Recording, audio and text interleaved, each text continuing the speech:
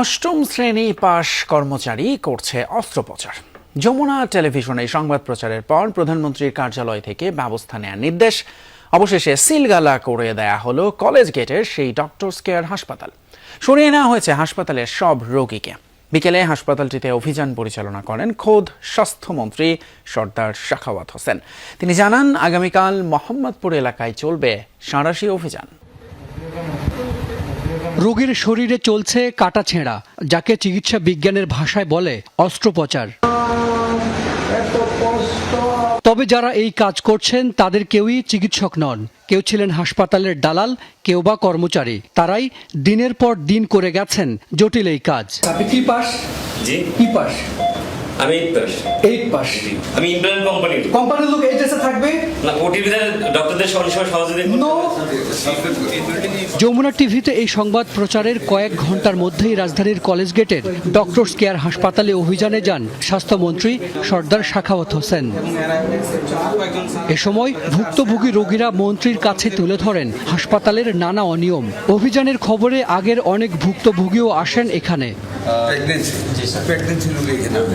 এরা হচ্ছে একদিনে, এই যে 12 ঘন্টায় স্যার একদিন ছিল, একদিনে স্যার এই ওষুধগুলো নাকি তারা দিচ্ছে। হাসপাতালটির সব রোগীকে অন্য হাসপাতাল থেকে ভাগিয়ে আনা হয়েছে। কেউ কেউ অপচিকিৎসার শিকার। অভিযোগের শেষ নেই তাদের। এই শিশু হাসপাতালে গেছে শ্যামলী, ও জায়গায় সিট পেয়ে পর ওই যে অ্যাম্বুলেন্স চাইছি তার সাথে নাকি এই জায়গায় কার সাথে যোগাযোগ ও সে আর কি ওই জায়গায় আমাদের ভর্তি করাই দিয়েছে। 2 ঘন্টা পর বলছে যে বাচ্চা একটু সুস্থ আছে। এই মানে এক এক সময় এক এক কথা বলে। সরকারি মেডিকেলে, পঙ্গু মেডিকেলে গেছিলাম, ওই জায়গা থেকে এই জায়গায় নিয়ে আসছি।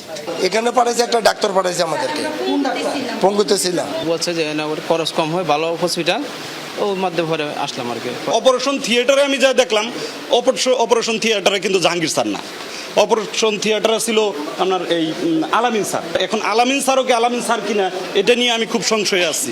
অভিযানের খবরে পালিয়েছেন হাসপাতালের মালিক, ল্যাব ও ফার্মেসির ম্যানেজার। সটকে পড়েছেন অন্য কর্মচারীরাও।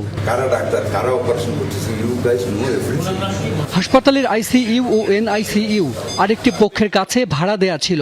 নেই বিশেষজ্ঞ চিকিৎসক। 8% ছেলেপেলেরা অপারেশন করতেছে, রোগীরা জোরে সোরে কান্নাকাটি করতেছে। যে হাইলি ইনহিউম্যান সার্ভিস এখানে দেওয়া হচ্ছে, এবং এখানকার যে ম্যানেজার সে নিজেও স্বীকার করেছে যেখানে অনেক অমানবিক কাজ হচ্ছে, কিন্তু প্রতিবাদ তারা করে।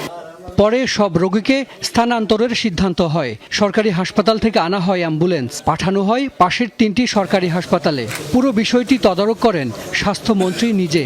মাননীয় প্রধানমন্ত্রীর দফতর থেকে এটা নিয়ে খুব হাইলি কনসার্ন, এবং আমাকে নির্দেশনা দেওয়া হয়েছে। আমিও নিজে সকালে আজকে দেখে আজকে অকস্মাৎ এখানে আসলাম। এদেশের মানুষের স্বার্থে, স্বাস্থ্য সেবার স্বার্থে আমাদের ম্যাজিস্ট্রেট আসছেন, আমরা সিলগালা করে দিচ্ছি। 3 ঘন্টার অভিযানের পর হাসপাতালটি সিলগালা করে দেয় স্বাস্থ্য বিভাগ।